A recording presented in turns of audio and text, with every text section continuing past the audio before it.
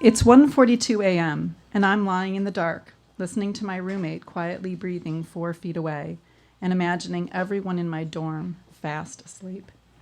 Envy, inky black loneliness, and despair blur as sleep-inducing techniques fail one after another. At 4, I'm still awake, but it's 6 in Chicago. Waking my mother at this hour is reasonable.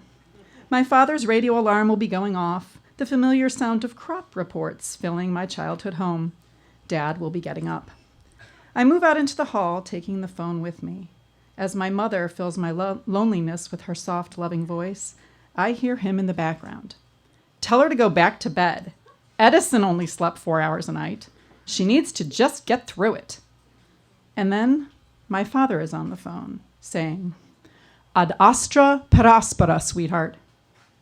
Ad astra per aspera, Latin for to the stars through difficulties. Latin is big with my dad. In high school, at his urging, I'd not only taken Latin, but participated in Latin competitions in which nerdy teenagers took tests and read poetry aloud in Latin for fun. Now he talks about how useful it'll all be when I get to law school and how he's looking forward to hearing summa cum laude after my name. As the fourth of 5 children, I chose being the good girl as my way to get noticed, only to learn that being good isn't good enough. To keep my father's attention, I have to be better than good. I have to be perfect. And I have some serious flaws. At 5, I return to bed, and before long, dawn is breaking. I reach my hand up and push down on my forehead before raking my fingers through my hair, hard, wishing I could pull the thoughts out of my head. I want this to fucking end. 2 hours later, I wake to a buzzing in my ears. Looking down, I see long strands of hair hanging between my fingers, and I know I cannot tell my parents about this. This is not even remotely good. I extract the hair and clump it into a ball, calculating total sleep over the previous 3 days. 2 hours just now, 0 yesterday, perhaps 3 the night before.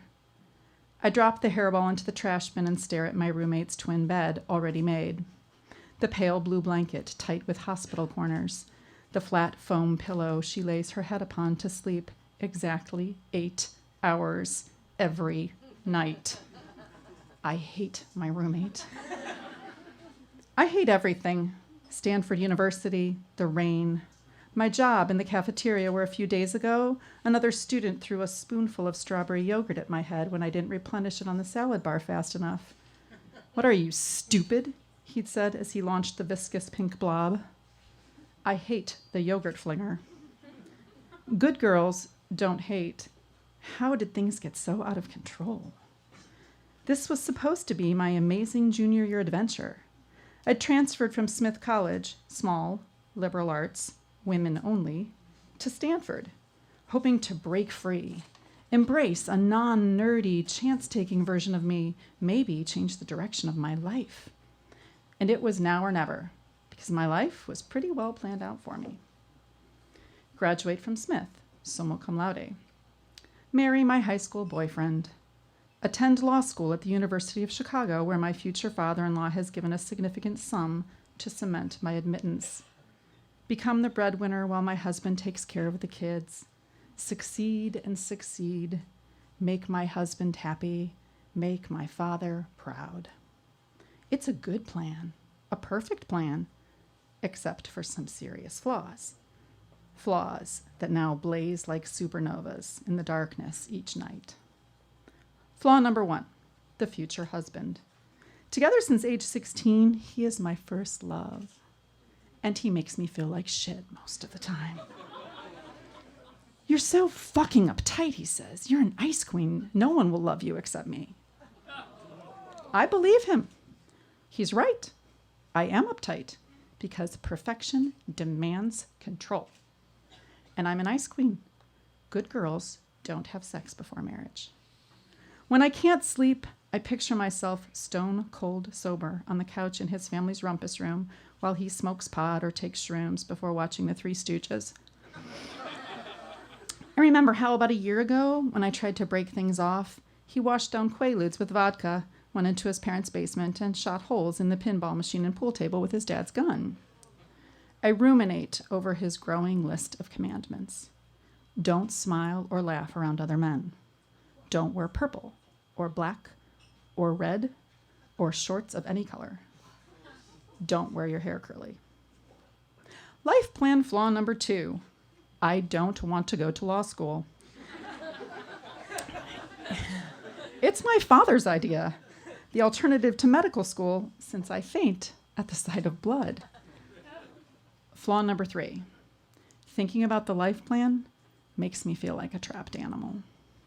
And now, my escape, my year of adventurous transformation at Stanford, it's going all to hell. When I'd first arrived, things had gone swimmingly. Frat parties, football games, drinking games, margaritas in La Boca. For the first time in my life, I even let reading slide. A big deal for a girl who highlighted first in yellow and then super highlighted in pink to make orange.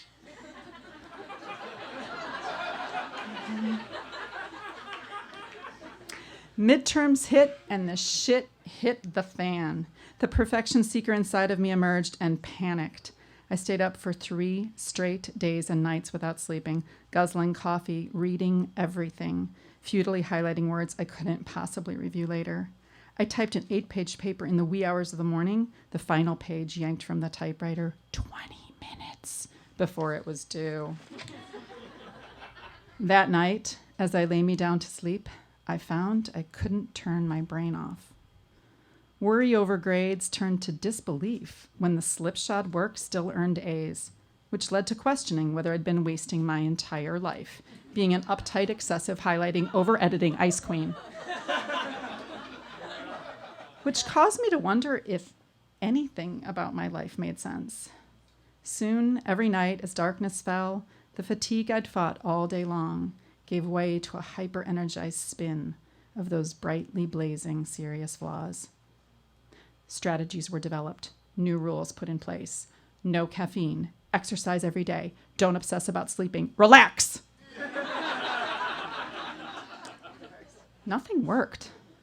The more I told myself not to obsess about sleeping, the more I obsessed about sleeping, until sleeping, or not sleeping, became the end-all and be-all of my existence.